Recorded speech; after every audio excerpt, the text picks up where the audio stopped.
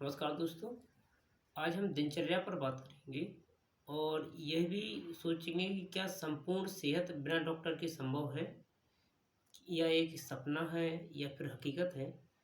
तो आज अगर देखा जाए कि भारत में लगभग 80% लोग बीमार हैं और उनकी बीमारियों का इलाज एक अच्छे चिकित्सक मिल भी नहीं पाते हैं, पर्याप्त चिकित्सक ही नहीं है जिससे उनका इलाज हो सके।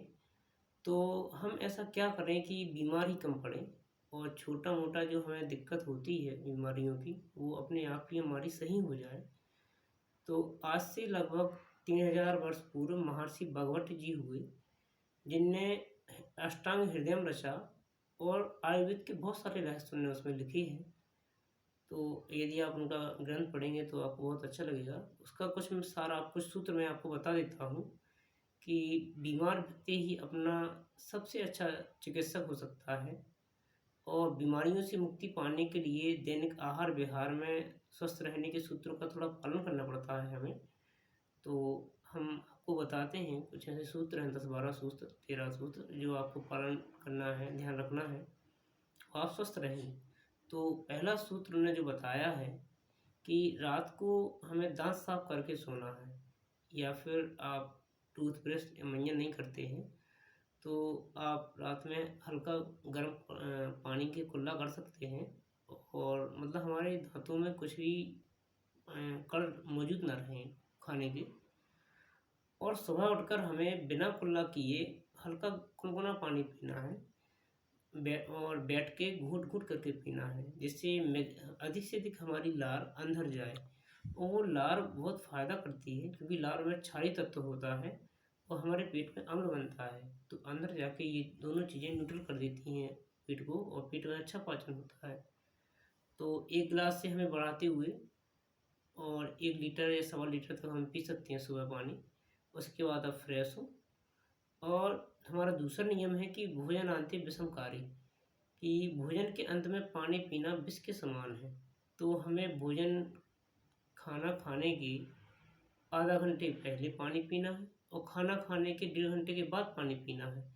तो खाना खाने के समय हमें पानी नहीं पीना है। यदि थोड़ा निवाला गले में लगता है तो 1 आध घूँट पानी आप पी सकते हैं, वो भी ज़रूरत के हिसाब से। तो आपको ये बात ध्यान रखना है। और पानी के विकल्प के रूप में आप सुबह के भोजन के बाद ताज़ा मौसमी फलों का रस पी सकते हैं। डिब्बे वाला पीना नहीं है आपको, पैकिंग वाला। और दोपहर के भोजन के बाद आप छाछ या मट्ठा पी सकते हैं। इसके अलावा अगर आप हृदय के रोगी नहीं हैं तो दही की लस्सी भी पी सकते हैं दोपहर में भोजन के तुरंत बाद। और रात्रि में या शाम के भोजन में आपको गर्म दूध पी सकते हैं खाने के बाद। तो इस सब चीज़ों का अपन को ध्यान रखना है और इन चीज़ों का क्रम उलट-पलट नहीं करना है। ये चीज़ें ध्यान रखना है हमें। तीसरा हमारा जो नियम है कि जब भी आप पानी पिएँ, बैठकर पानी पिएँ और घूँट-घूँट करके पानी पिएँ, जिससे लार मैक्सिमम हमारे पेट के अंदर जाए और वो क्षारीय तत्व होता है और हमारा पेट में जो अम्ल बनता है, वो न्यूट्रल करे और हमारा पाचन अच्छा हो। तो बैठकर पानी पिएँ, घूँट-घूँट करके पानी पिएँ। हमारा चौथा नियम है कि जो आज के समय में काफ़ी ज़्यादा हो रहा है, फ्रिज का पानी कभी ना पिएँ। क्योंकि फ्रिज में बहुत ज़्यादा ठंडा पानी हो जाता है, तो आप अपनी बॉडी टेम्परेचर पर पानी पिएँ। और गर्मी के दिनों में मिट्टी के घड़े का पानी पिएँ। मिट्टी के घड़े का पानी बहुत फ़ायदा करता है। और बरसात में आप तांबे के बर्तन का पानी पी सकते हैं, ठंडियों में आप पीतल की गुंडी का पानी पी सकते हैं। ये और भी विकल्प हैं पानी पीने के और वो आपको फ़ायदा भी करेगा मौसम ऋतु के हिसाब से।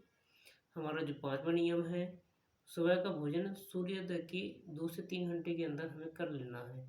या तो आप सुबह नाश्ता करिए, या आप नाश्ता नहीं करते हैं तो सीधा खाना खाइए। तो आप हिंदुस्तान के किसी भी आप शहर में रहते हो, वहाँ जब भी सूर्य निकलता हो, उसी के हिसाब से 2-3 घंटे के अंदर आपको खाना खाना है। और आपको वैसे ही आपको अपनी दिनचर्या में ऐड करना है खाने को, 2-3 घंटे के अंदर हमें खाना खा ही लेना है। या फिर नाश्ता करते हैं तो खाना हम 10 बजे तक खा सकते हैं।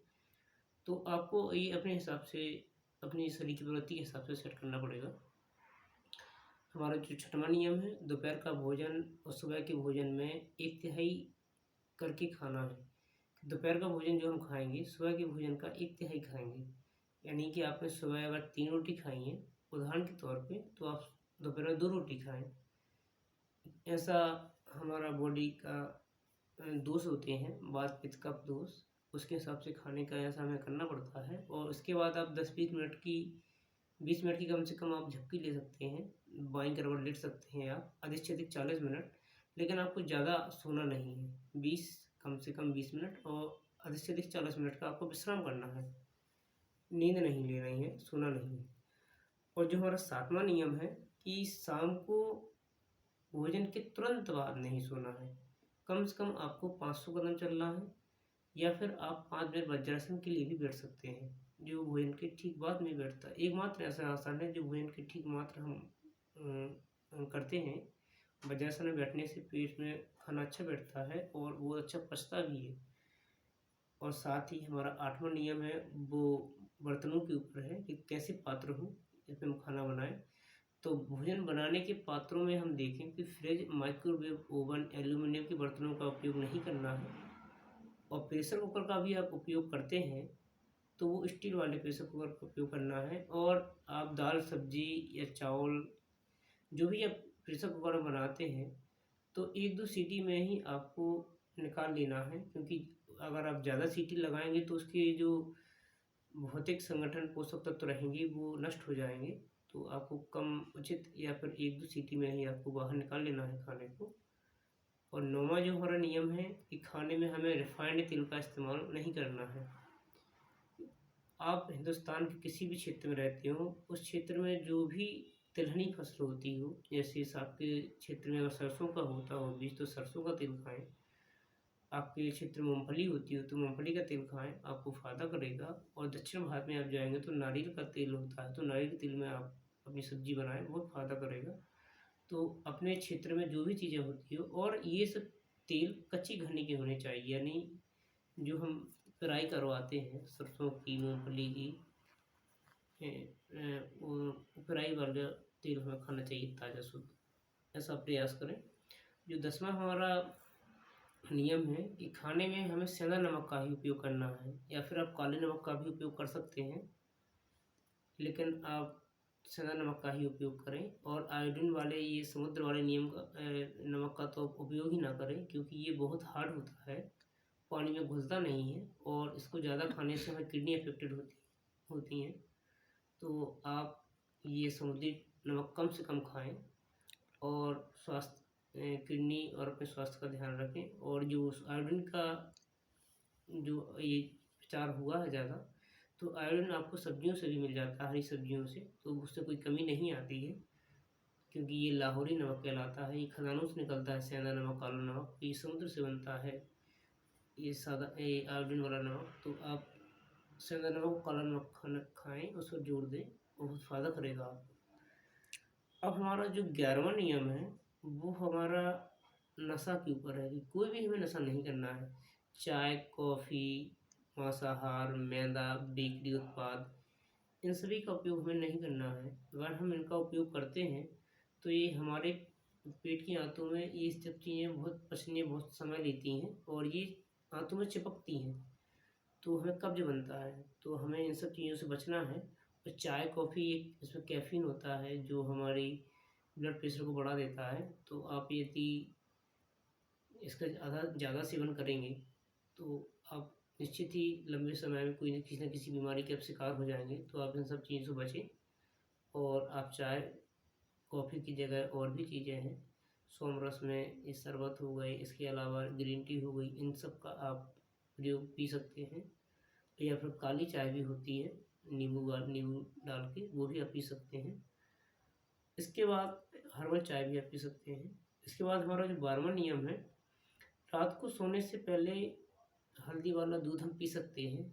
अपनी आवश्यकता या शरीर की प्रवृत्ति के अनुसार आप हल्दी की जगह केसर वाला पी सकते हैं, और इलायची वाला पी सकते हैं, दालचीनी वाला पी सकते हैं दूध।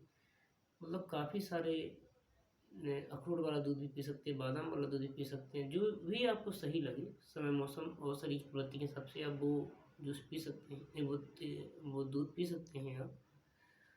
अब हमारा जो आखिरी नियम है वो है सोने के समय सिर को पूर्व दिशा की ओर अपन को सोना है। और यदि आप दाम्पत्य जीवन में हैं, शादीशुदा जोड़े हैं, तो आपको दक्षिण दिशा की तरफ सर करके सोना है, क्योंकि हमारी जो पृथ्वी है नॉर्थ पोल और साउथ पोल को काउंट करती है, उत्तर दिशा और दक्षिण दिशा। तो हमारा जो सर है वो हम नॉर्थ पोल मान के चलते हैं, उत्तर दिशा, और जो हमारा पैर है उसको हम साउथ पोल या दक्षिण दिशा मान के चलते हैं। तो विपरीत ध्रुवों में आकर्षण होता है। तो जब हम दक्षिण दिशा की तरफ सर करके सोते हैं तो हमें अच्छी नींद आती है, गहरी नींद आती है, और हमारा ब्लड का सर्कुलेशन भी अच्छा रहता है। तो आप दक्षिण दिशा की तरफ सर करके सोएं, शादीशुदा जोड़े या दाम्पत्य जीवन में है। और यदि आप ब्रह्मचारी हैं और छात्र जीवन में है तो आप पूर्व दिशा की तरफ सर करके सोएं। दोनों ही दिशाएं आपके लिए अच्छी हैं, और पश्चिम दिशा का कोई विधान नहीं है, उत्तर दिशा में सोया नहीं जाता, बहुत विपरीत प्रभाव पड़ते हैं। तो ये छोटी छोटी बातें हैं जो आपको ध्यान रखनी है दिनचर्या के बारे में। तो ये आपको अमल में भी लानी है, और खुद भी आप जागरूक बने और लोगों को भी आप जागरूक बनाएं और स्वस्थ रहें। और हमारे चैनल को आप लाइक, शेयर और सब्सक्राइब जरूर करें, और कमेंट भी करें, अपने सुझाव प्रस्तुत करें, साझा करें। हम उन सभी का रिप्लाई करेंगे और डिटेल में उसको जानकारी देंगे आपको। और इन शब्दों के साथ नमस्कार दोस्तों।